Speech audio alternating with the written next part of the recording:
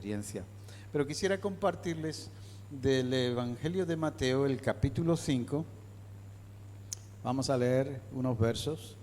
Evangelio de Mateo, capítulo 5, desde el verso 13 hasta el 16. Dice así la palabra del Señor. Vosotros sois la sal de la tierra, pero si la sal se vuelve insípida, ¿cómo recobrará su sabor? Ya no sirve para nada, sino para que la gente la deseche y la pisotee. Vosotros sois la luz del mundo. Una ciudad en lo alto de una colina no puede esconderse. Y se enciende una lámpara para cubrirla con un cajón. Por el contrario, se pone en la repisa para que alumbre a todos los que están en la casa. Así brille vuestra luz delante de todos, para que ellos puedan ver vuestras buenas obras y alaben a vuestro Padre que está en el cielo. El Señor bendiga su palabra.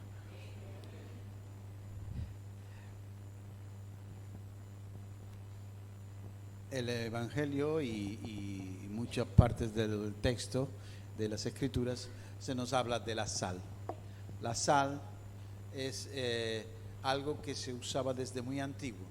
De hecho, en la primera etapa del Imperio Romano, a los soldados se les pagaba con sal, saquitos de sal. Y de ahí viene nuestra palabra salario. La palabra del salario es cuando alguien recibe la paga por sus servicios, ¿no? Pues porque la sal tenía muchísimo valor, porque además de sazonar la comida, permitía que los alimentos no se corrompieran, no se pudrieran, sino que los resecaba y preservaba. Muchísimas gracias. Y preservaba los alimentos. Así que era símbolo de preservar los alimentos y era símbolo de permanencia. Por eso en las Escrituras se menciona, por ejemplo, que la sal se echaba en todos los sacrificios, porque era un sacrificio que permanecía para siempre delante de Dios. O en otras ocasiones el mismo Señor dice, yo he hecho pacto de sal con Aarón y también con David. También había hecho un pacto de sal, lo cual significa que el pacto que Dios tenía con Aarón sería permanente, que no se iba a echar a perder, no se iba a podrir. Y el pacto que hizo con David de que un día iba a levantarse y su descendencia mantendría el trono para siempre, también era un pacto permanente, porque la sal preserva, es algo que transmite perseverancia, que continúa siempre. Y por ejemplo también podemos decir cuando los hombres, esto llegó hasta la época del medievo, cuando se hacía un pacto o un tratado, pues los dos que se ponían de acuerdo en el negocio, en el tratado, en el pacto, se intercambiaban una bolsita de sal, que significaba pues que este pacto, este tratado no se va a echar a perder, lo vamos a cumplir, lo vamos a permanecer. Y eso es la importancia. Ahora sí el Señor le está diciendo algo muy interesante, y lo interesante es que todo el capítulo 5, capítulo 6 hasta el 7 de Mateo están las bienaventuranzas, ya sea la parte de arriba del capítulo 5 se menciona las bienaventuranzas. Algunos han dicho las bienaventuranzas son como el decálogo del Nuevo Testamento, pero no son mandamientos, son simplemente recomendaciones que el Señor hace. Es decir, Él advierte, Él hace recomendaciones, pero el único mandamiento que nuestro Señor nos impuso a nosotros, los creyentes en Cristo, es simplemente que amemos como Él nos ha amado. Y les digo una cosa, el que cumple ese mandamiento ha cumplido toda la ley, dice Pablo en 1 Corintios. Y el que guarda, el que ama, ha cumplido toda la ley.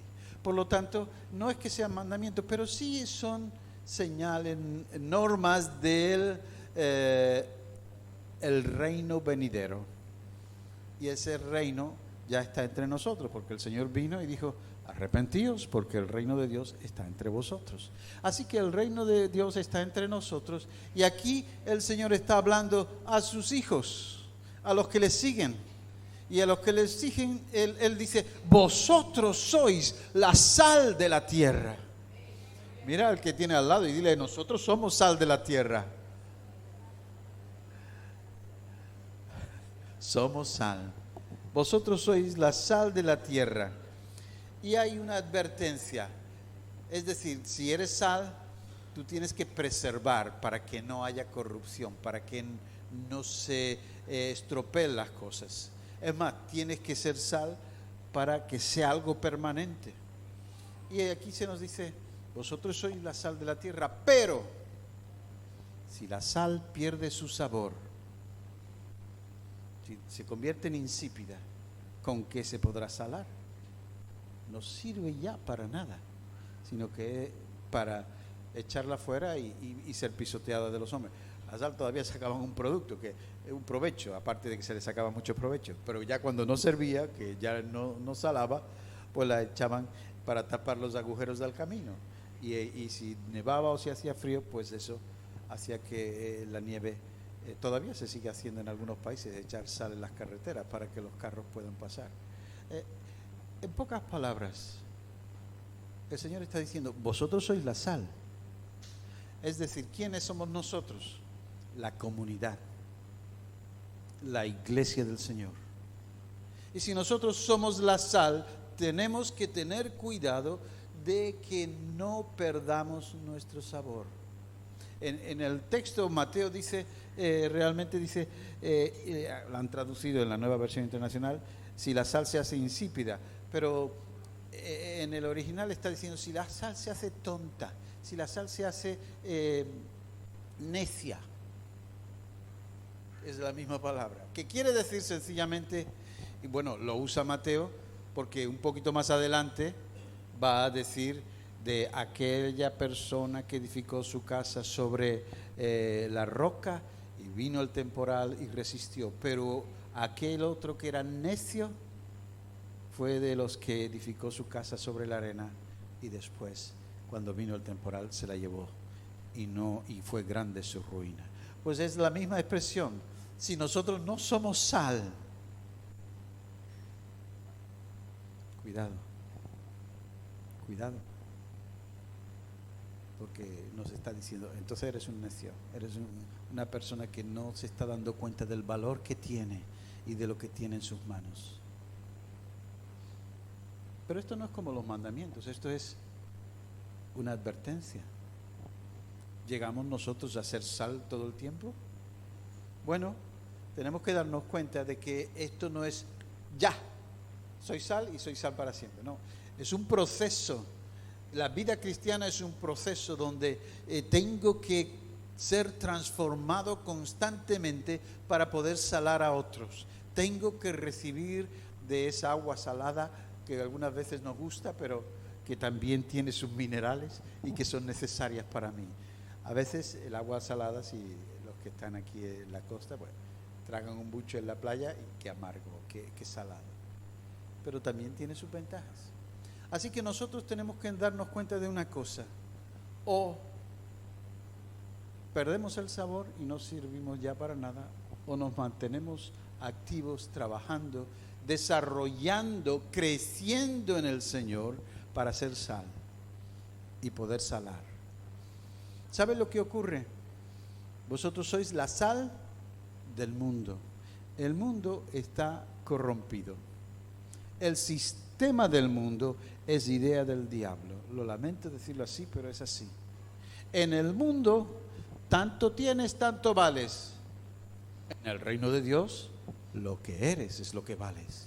¿Eres una hija o un hijo de Dios? Porque si no lo eres, hoy puedes decirle, yo quiero ser una hija y un hijo de Dios. Pero en el mundo siempre es lo mismo. Es que tiene, es que ha logrado, es que ha conseguido fama, honores, riquezas. Pero eso no lo eres tú. Porque las riquezas de la noche a la mañana se pueden desaparecer.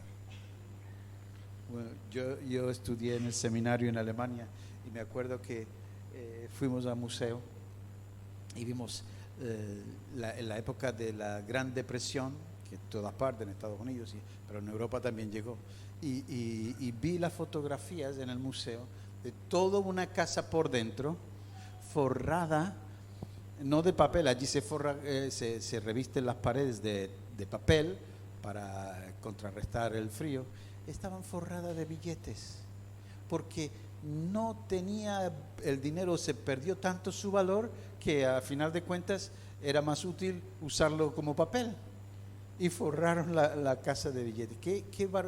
¿Se imaginan de la noche a la mañana la ruina tan grande? Aquel que confía en el dinero se equivoca. El dinero cambia de valor de la noche a la mañana y ya no sirve nada más ni siquiera como papel. Ese es el sistema del mundo. Pero el que es rico en Dios, eso queda contigo para siempre. Si tus riquezas están en el Señor,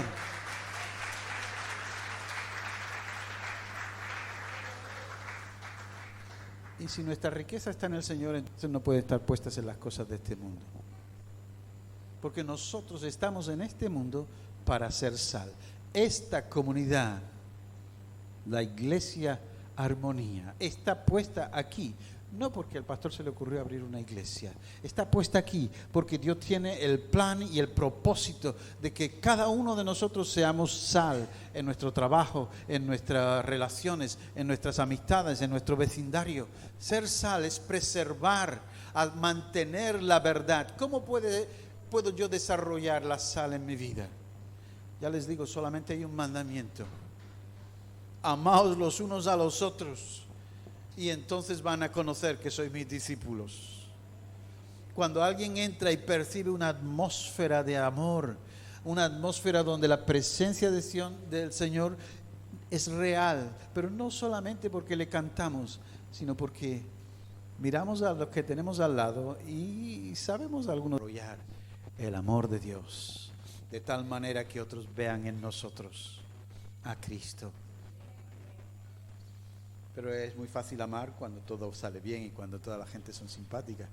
Pero a veces, en mi iglesia, no sé aquí, pero en mi iglesia celebramos al menos una vez al año el lavatorio de pies. Sabe que lo que el Señor celebró en el capítulo 13 de Juan. Pues, y yo como pastor pues decía, no se olviden que vamos a celebrar la ceremonia del lavatorio de pies. Vengan con los piececitos limpios y las uñas cortadas. Pero me acordaré que algunos venían que no se habían enterado, pero querían participar también. Y yo veía como, bueno, en mi iglesia las mujeres lo hacían en un lugar, los hombres en otro. Y yo veía como algunos varones se retiraban de aquel hermanito que siempre estaba sudoroso, y al final me tocó a mí lavarle los pies porque nadie se acercaba a él a lavárselo. Y bueno, cuando se quitó los calcetines y cayeron las pelusillas al agua y las uñas eran largas y los pies le olían, y yo me incliné, me puse la toalla en las rodillas y me incliné para lavar los pies, el Señor me habló: yo lo hice por ti. Me sorprendió. ¿Me entienden lo que les digo? A veces no es tan fácil, pero ahí es donde el Señor quiere vernos y decir: eso es lo que yo quiero de ti, ser sal. Eso es lo que yo espero de ti, que vayas un poquito más la otra milla. No te digo que hagas las 3 millas o las 2 millas, un poquito más, de tal manera que otros vean a Jesús en ti. Desde entonces entendí que tenemos que ser sal como comunidad. Y la comunidad que tiene que ser sal significa que son gente que tienen armonía. Mirad cuán bello y cuán hermoso es habitar los hermanos juntos en armonía. Porque es como el buen óleo que cae sobre la cabeza de Aarón, corre por sus barbas, llegas hasta el borde de sus vestiduras. Allí es donde envía Dios bendición y vida eterna. Por lo tanto, nosotros en esa interrelación podemos ser sal también para otros. Porque cuando se acercan aquí y cuando ven, no que cada uno va por su lado, sino que todos estamos en unidad, en armonía. Somos sal. Y cuando estamos fuera, seguimos amando, porque no se trata de que yo ame mucho a Dios, porque el que ama a Dios tiene que amar también a su hermano, a su prójimo. Una vez leyendo un libro de famoso teólogo, Hans Küng, el teólogo que desarrolló lo que es lo que fue el Concilio Vaticano II, él dice una cosa muy llamativa. En su libro era sobre la Navidad, pero lo estaba leyendo lo iba a regalar a un discípulo mío que es pastor, pero digo, antes lo leo, no vaya a ser que le esté dando algo raro. Y cuando empecé a leerlo me llamó mucho la atención. Hans Küng dice: si Dios se hizo hombre como yo, entonces se convirtió en mi prójimo. Y cada vez que miro a mi prójimo, tengo que ver que es alguien que lleva la imagen de Dios. Pero es que hay prójimo y prójimo. No. Es tu prójimo. ¿Quién fue el prójimo del que estaba tirado en el camino? Aquel samaritano que se paró y lo ayudó y le curó las heridas y lo lavó y lo llevó al mesón y hasta pagó por él. Y se entrampó y le dijo al mesonero: y si algo te debe, cuando vuelva por aquí te lo pago. Cuídamelo. Porque fue aquel que miró con ojos de misericordia. Hay mucha gente ahí fuera que necesita unos ojos de misericordia. Y eso sois vosotros, la sal de la tierra. Vosotros sois la sal de la tierra. Pero si nos conformamos, el Señor nunca pensó que su iglesia estuviese siempre en cuatro paredes. Somos iglesia estando aquí y somos iglesia saliendo fuera. Y eso es lo que el Señor quiere, que seamos iglesia activa, que transmitamos el sabor de lo que es el Señor, que otros puedan vernos y decir: tiene algo, no sé qué es, pero tiene algo esa persona. Y es que llevas al Señor en tu corazón y estás mostrando su espíritu. Es muy importante ser entendidos, y nosotros tenemos que entender que nosotros somos la sal. Esta comunidad está aquí para ser la sal de la tierra. Y es muy importante, por lo menos la sal de esta ciudad. Veo que aquí pone que tienen un corazón para la ciudad. Pues desarróllenlo. Porque si no, ¿sabe lo que ocurre? Que la gente pasa de nosotros. No porque tú le digas: oh, te tienes que arrepentir, eres un pecador. No quieren escuchar. Ahora, como vivimos en una sociedad donde la imagen es más importante que la palabra, cuando te ven actuando con misericordia, oye, eso les toca. Y ese es un mensaje también. Vosotros sois la sal de la tierra. Y sigue el texto diciendo: y vosotros sois la luz del mundo. Una ciudad en lo alto de una colina no puede esconderse, ni se esconde una lámpara para cubrirla con un cajón. Por el contrario, se pone en la repisa para que alumbre a todos los que están en la casa. ¿Ven? Lo que nos está diciendo sencillamente es: vosotros sois la luz del mundo también. No solamente la sal, sino la luz. ¿Vosotros quiénes son vosotros? Los que estamos oyendo, los que oían al Señor, los que oyen su palabra. Y está diciendo, se está refiriendo a una cosa muy en concreto, a la ciudad de Jerusalén. Si recuerdan, en Isaías capítulo 60 dice: levántate, Jerusalén, y resplandece, porque ha venido ya tu luz y la gloria del Señor se ha manifestado sobre ti. Vosotros sois la luz de este mundo. Nosotros, Señor, sí, vosotros sois la luz de este mundo. Y tenemos que entenderlo. No, es que sencillamente no solamente se refiere a Jerusalén, porque si leen Isaías 60 se refiere también a Sión. Sión era el lugar donde estaba el templo de Dios. Y está diciendo: vosotros sois la luz del mundo. Ya no es el templo en Jerusalén. Vosotros sois Jerusalén y vosotros sois el templo de Dios. Aleluya. ¿Saben lo que eso significa? Significa, cantaban aquí hace un momento, que vamos a caminar por calles de oro y mar de cristal. Yo no sé cómo se lo pueden imaginar, pero cada uno tiene su propia imaginación. Pero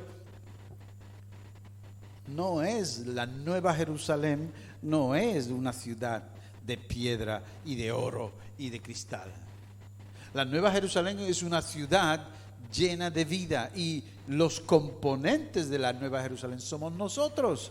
Tú eres de la Nueva Jerusalén, tú eres de la Nueva Jerusalén y tú eres templo del Espíritu Santo y todos juntos formamos la ciudad de Dios y todos juntos formamos el templo del Dios viviente. Por lo tanto, vosotros sois la luz del mundo y no puedes esconderte.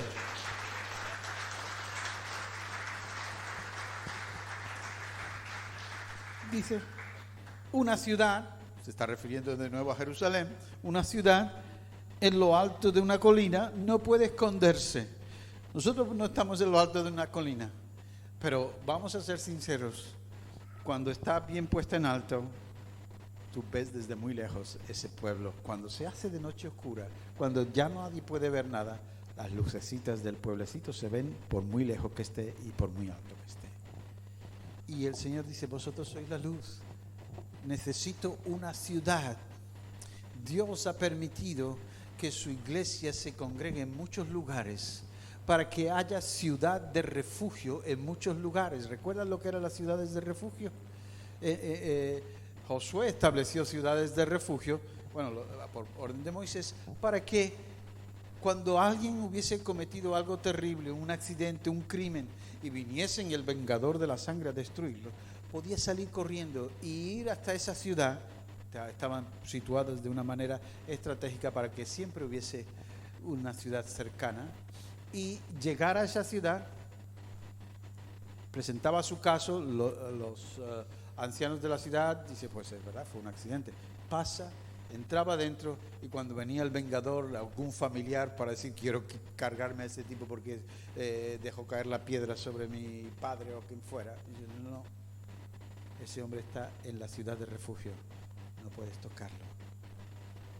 Y no se podía marchar de ahí, porque si salía, pues sí, le podían intentar vengarse, los vengadores de la sangre. Pero si no salía, llegaba un tiempo cuando había un cambio de sumo sacerdote, entonces se declaraba libertad y todos eran indultados y podían salir si se querían marchar. Podía durar poco tiempo, o a lo mejor el sumo sacerdote era muy joven, pues se pasaba allí toda la vida. Pero vengo a referirme con esto, que cada iglesia se tiene que convertir en una ciudad de refugio para los que están anhelando la salvación. Un lugar de refugio para los que están rotos, perdidos, desalentados, hechos polvo. Vosotros sois ciudad de refugio. En pocas palabras, la luz que atrae. Cuando estuve en el ejército, bueno, yo lo hice en la infantería de marina, hacíamos maniobras de noche y de camuflaje, y no se puede imaginar gente con la cara pintada y con un uniforme oscuro, y podíamos estar al lado de alguien y no notarlo. Y dice, ¿estáis muertos ya? ¿Cómo? ¿Os han pillado? ¿Qué dices? Si estamos aquí solos los dos en el monte. A ver, manifestaros. Y de repente el sargento encendía un cigarro y se le veía la lucecita, y lo teníamos detrás nuestra y no lo habíamos visto. Cuando hay mucha oscuridad no se ve nada, pero una pequeña cerilla desde muy lejos se ve cuando es noche oscura. Y es tan importante entender que la noche está cayendo, y cuanto más oscuro está, más brillará tu luz. Por lo tanto, la iglesia tiene que darse cuenta, nosotros somos la luz de este mundo, pero no podemos esconderla entre cuatro paredes. La luz tiene que brillar fuera, porque si cogemos la luz y la ponemos y la tapamos, como dice, si se la ponemos, la cubrimos con un cajón, pues no se ve. Ahora, si la ponemos en alto, para que alumbre a todos los que están en la casa, se pone la repisa más arriba. Amados, ser luz es toda una responsabilidad. Y ser luz significa que allí donde voy tengo que brillar. Levántate, resplandece, dice la Escritura, porque ha venido tu luz. Tu luz es el Señor. Él nos prendió la llamita. Él es fuego y Él prendió en ti una llama. Esa llama tienes que dejarla crecer. ¿Saben un secreto? ¿Cómo dejamos crecer el fuego de Dios en nosotros? Cualquier fuego, para que se mantenga, hay que echarle leña. ¿Sabe cuál es la leña en nosotros? La carne. Y entonces echo la carne al fuego y Dios dice, oh, olor grato. Esto sí que funciona. Pero si yo no me vaya a quemar, no que tú sabes lo que duele. No, el Señor está diciendo, pon toda la carne en el asador. Y eso es muy importante. Recuerdo que una vez, no sé, pero si ustedes han olido cuando se quema un animal, la carne, los pellejos, la piel, los cuernos. Yo nací en el norte de África y cuando ponían a asar la carne estaba muy rica asada, pero cuando echaban los cuernos, huele a cuernos quemados, eso es horrible, un olor terrible. Y bueno, ¿cómo podía decir Dios que el olor que subía para arriba era grato? Es olor grato para Dios, el olor del sacrificio. ¿Saben por qué? Hombre, a todo el mundo nos gusta el olorcito de una buena parrillada, pero cuando se quema, aquello huele mal. Y lo que se quemaba en el altar no era las patitas del animal ni las costillitas, no. Recuerdan que el Señor mandaba, una de las patitas era para el sacerdote, la otra era para que ellos la comieran en lugar santo, pero el Señor lo que pedía era lo que había dentro, las vísceras, las tripas, los riñones, el hígado y todos los intestinos se ponían en el altar.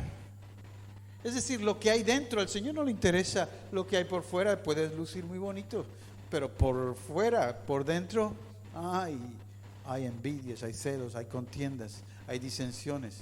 Y el Señor dice, no, yo lo que quiero es lo de adentro, ponlo sobre el altar. Cuando nosotros ponemos en el altar de Dios todas esas cosas que están aquí y que todavía nos hacen daño, pero que las aguantamos porque es que así es la vida, en lugar de decir, Señor, las pongo en el altar. Ahí se quedan mi rencor, mis rencillas, mi malestar, mi enfado, mi ira. Ahí lo dejo porque te quiero adorar y no quiero hacerlo con eso dentro.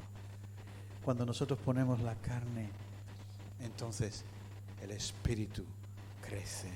Entonces esa luz, ese fuego arde esplendorosamente. Pero el Señor fue el que lo encendió y lo transmitió, una pequeña llamita. Haz que esa llama crezca en tu corazón. La llama, para que crezca, tenemos que darnos cuenta que no hay nadie que se merezca más tu amor que el mismo Señor Jesús. Y cuando lo amas y lo amas y lo amas y le dices, Señor, te amo. Si tu pareja hace mucho tiempo que no te dice te quiero, duele también. Maridos, no olviden decírselo a sus esposas. Esposa, no se lo olvide decir a su marido. Esto es un paréntesis. Pero sí, y al Señor, cuando la iglesia viene con una lista de peticiones, Señor, por fulanita, por mi sobrina, por mi hermana, por la hija de la vecina que está mala, y venimos con una lista del mercado pidiendo, y no venimos a adorarle. Señor, te amo, eres precioso, te anhelo, te deseo, eres alguien importante para mí. Y empezamos a adorarle, porque cuando empezamos a adorarle, la llama se enciende más, es como si le echa combustible. Pero cuando nosotros solamente queremos que las aguas están apagándose, ponlo rápido la carne ahí, no. Deja que tu corazón le exprese lo que eres y lo que sientes y lo que amas. Tú eres lo más grande, Señor. Y tú dices que yo soy luz. Cuando éramos niños nos enseñaron una canción en la escuela dominical que decía: mi pequeñita luz la dejaré brillar, la dejaré brillar. Porque nuestras luces son pequeñitas, pero no te puedes imaginar cómo brilla una luz en mitad de la oscuridad. Y así sois vosotros. Vosotros sois la luz del mundo. Vosotros sois esa Jerusalén, la Jerusalén celestial, porque desciende del cielo. ¿Recuerdan de dónde vino el Señor? Descendió del cielo y se hizo hombre y vino a este mundo. Así son los nacidos de Dios, son nacidos del Espíritu de Dios. Y por lo tanto no hemos nacido de voluntad de hombre ni de mujer, ni por capricho de nadie, sino del Espíritu de Dios. Por lo tanto, vivo en este mundo, pero no soy de este mundo. Por lo tanto, estoy aquí, pero soy de allí. Y aquí estoy de peregrino hasta que llegue a mi ciudad celestial. Mientras tanto, me congrego con otros que forman parte de esa ciudad también, para unir nuestras luces y brillar en este mundo, para atraer a otros hacia la luz. Y hay mucha gente que necesita ver la luz. Y hay mucha gente que está anhelando tener algo de luz. No es que nosotros tengamos muchas luces, bueno, entiéndanme. No hay entre vosotros ningún maestro, sabio, personaje importante, ricos, no. Somos gente corriente. Pero una lucecita sí tenemos. El Espíritu de Dios vino a nosotros y nos iluminó el entendimiento para poder comprender cuán grande, cuán alto, cuán ancho, cuán profundo y cuán misterioso es el amor de Dios, que sobrepasa todo entendimiento. Por lo tanto, vosotros sois la luz del mundo, y la luz no se puede esconder entre cuatro paredes. Iglesia, tienes que brillar fuera. La comunidad de armonía tiene que mostrarse fuera. Y dice así: así brille vuestra luz delante de todos. Es decir, el Señor está diciéndonos, verso 16, que enciendes la lámpara, la pones en alto y entonces todos en la casa ven, porque no la estás tapando. Pero así también tiene que brillar vuestra luz de tal manera que todo el mundo, delante de todos, no solamente delante de los hermanos. No quería hablar de esto, pero lo voy a decir. Había muchos fariseos que se convirtieron a Jesús, ¿recuerdan? Porque después de que vieron, no solamente su milagro, después de que vieron la resurrección y el poder que descendió de lo alto, los fariseos querían también eso. Y siguieron al Señor y eran honestos y guardaban la ley.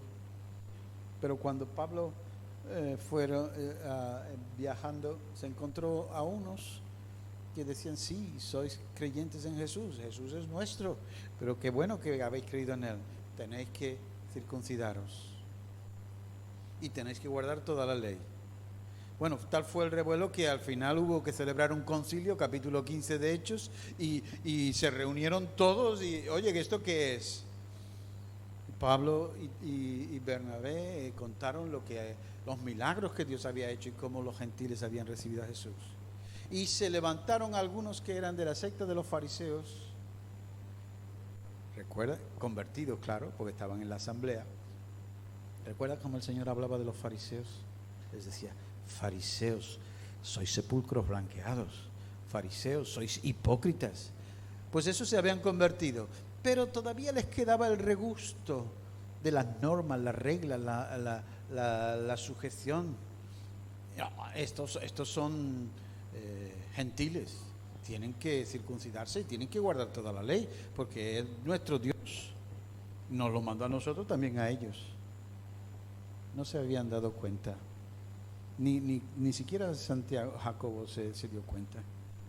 Pero ¿saben una cosa? Jacobo habló proféticamente aunque no estaba de acuerdo. Y él dijo: de esto es lo que habló el profeta Oseas cuando habló de que el Señor iba a restaurar el tabernáculo de David. El tabernáculo de David era sencillamente una tienda donde David había llevado a Jerusalén el arca de la alianza. El tabernáculo realmente estaba en otro lugar y sí, había 2 tabernáculos en ese tiempo. Entonces, resulta que David, que no era de la tribu de Leví, que no era descendiente de Aarón, se ponía delante del arca y hablaba con Dios. Y estaba ante la mismísima presencia de Dios. Recuerdan que en el tabernáculo solamente se podía entrar una vez para estar delante del arca, que es el símbolo del Señor. Pues no, David se llegaba allí y hablaba con él y le presentaba sus necesidades. Fue y se hincó de rodillas delante del arca y le dijo: pero Señor, ¿cómo dices tú por tu profeta de que me vas a levantar casa a mí? Cuando yo no soy nadie, era un pastor de ovejas. Y yo te quiero levantar un templo y tú dices: no, yo te voy a levantar a ti una casa. Y mi descendencia va a heredar el trono. Y mi descendencia por generación en generación. Es incomprensible, Señor. ¿Y saben qué? No le pasaba nada. Hablaba con Dios directamente delante del arca y no le pasaba nada. Sin embargo, cuando se levantó el templo, recuerdan, al sumo sacerdote podía entrar una vez al año en el lugar santísimo. En el lugar santo entraban los sacerdotes. En el lugar santísimo solamente el sumo sacerdote una vez al año, después de haber ofrecido su sacrificio por sus pecados y por los del pueblo, y llevaba la sangre y la echaba encima de la cubierta, ¿cómo se llama? La tapa del arca. El propiciatorio se llamaba. Pues bueno, el sacerdote llevaba un cordón de oro atado a la cintura, que salía por debajo de la cortina que separaba el lugar santo del lugar santísimo. En el templo, dice el escritor Josefo, que las cortinas, cuando había que limpiarlas o removerlas, hacía falta 90 hombres para cargar con ellas, de lo pesada y lo grandísimo que eran esas cortinas. Bueno, pues saben que llevaba un cordón que conectaba con el lugar santo, y también llevaba unas campanitas en su ropa. Recuerdan que el traje del sumo sacerdote llevaba unas campanitas, y mientras los sacerdotes fuera escuchaban las campanitas, decían: se está moviendo delante del Señor. Pero si no se escuchaban las campanitas mucho rato y tiraban el cordón y no había respuesta, es que su sacrificio no había sido hecho de buenas maneras y podía haber caído muerto, y nadie podía entrar, tenían que sacarlo tirando del cordón. Era algo muy sagrado, muy importante. Y David, sin ser sacerdote, sin ser ni siquiera sacerdote, ni siquiera levita, y podía estar delante y no caía muerto. Eso era el misterio del tabernáculo de David. Y Dios dijo: yo voy a restaurar el tabernáculo de David para que el que quiera pueda acercarse hasta la mismísima presencia de Dios y recibir misericordia y el oportuno socorro. Y nosotros, que ahora somos ese tabernáculo, dice Jacobo, y ahora el Señor está restaurando ese tabernáculo, la gente puede acercarse, no tiene que cumplir los 363 mandamientos de la ley ni de los rituales. Tiene que entrar simplemente con un corazón arrepentido y lavado por la sangre de Jesús, y entonces su sacrificio es aceptado. Pues el Señor dice: levántate, resplandece, porque ha venido tu luz. Y cuando nosotros nos damos cuenta de esto, pues oiga, dice aquí: así alumbre vuestra luz delante de todos, para que ellos puedan ver vuestras buenas obras y alaben a vuestro Padre que está en los cielos. Ver las buenas obras. El mundo tiene que ver algo en nosotros. Iglesia, no se trata de venir los domingos, se trata de vivir cada día en la presencia del Señor. Se trata de ser luz cada día allí donde Dios me pone. Se trata de ser sal y evitar todo eso que se está corrompiendo, cambiarlo. Dios ha hecho un pacto eterno con su pueblo, con el descendiente de David, Cristo Jesús. Y todos aquellos que se lavan en la sangre del Hijo pueden entrar libremente, como dice el autor de Hebreos, hasta el trono de la gracia y hallar ayuda y el oportuno socorro. Por lo tanto, tenemos que madurar. No hay más. Tienes que madurar más. Tu luz tiene que brillar más. Tu sal tiene que tener cada vez más sabor. Y tienes que ser instrumento en las manos de Dios para bendecir a otros. La iglesia Armonía está siendo llamada a levantarse y brillar. No solamente dentro, sino también fuera. Brillemos para Él. Seamos sal para Él. Dejemos que la vida de Cristo crezca en nosotros. Muchas veces pensamos, no, es que soy yo. No, deja que la vida de Jesús brille en ti. Y entonces otros verán, y otros creerán, y otros se unirán. Quedan algunas sillas vacías, así que se puede seguir trayendo gente. Y cuando se llenen todas las sillas, pues seguro que el pastor está dispuesto a hacer 2 cultos el domingo. No importa, pero que vengan, que puedan unirse a la familia de Dios. ¿Por qué? Porque han visto vuestras buenas obras y porque se han dado cuenta de que a vuestro lado el pacto de Dios se cumple con vosotros. Porque se han dado cuenta de que vosotros sois luz. Que somos la Nueva Jerusalén, no lo olvides. Que somos el templo de Dios y tenemos que brillar para la gloria de nuestro Señor. Que el Señor les bendiga mucho. Gracias por haberme recibido. Pastor con nosotros.